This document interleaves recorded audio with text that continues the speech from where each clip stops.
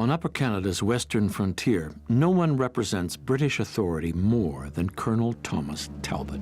Talbot settled on the north shore of Lake Erie in 1803, and by the War of 1812 has the authority to settle who he sees fit over a large swath of the London and Western districts. Talbot's quest is to change the region's demographics. I will halt the growing tendency to insubordination and revolt already manifested by persons brought up in the wilds of America. He's the master of this, it's almost a feudal domain. If you want to settle in the Southwest, you have to go and ask the colonel.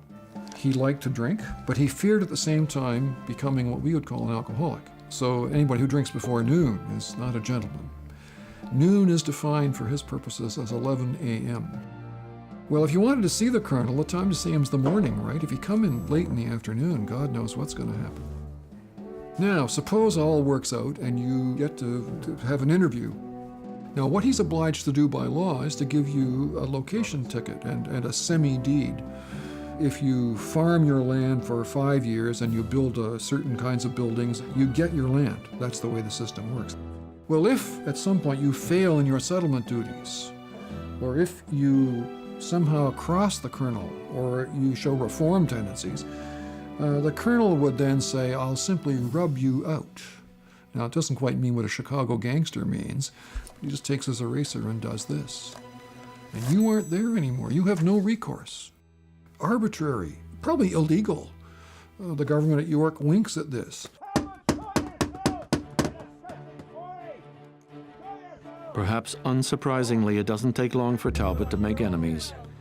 Among Talbot's adversaries are a land speculator from Montreal, Simon Zelotes Watson, and 2 local entrepreneurs, the eccentric Ebenezer Allen and hugely successful Andrew Westbrook. Watson, in particular, has reason to be upset at Talbot. He made a deal with the Upper Canadian authorities, allowing him to subdivide a large land grant, provided that his settlers met with Talbot's approval.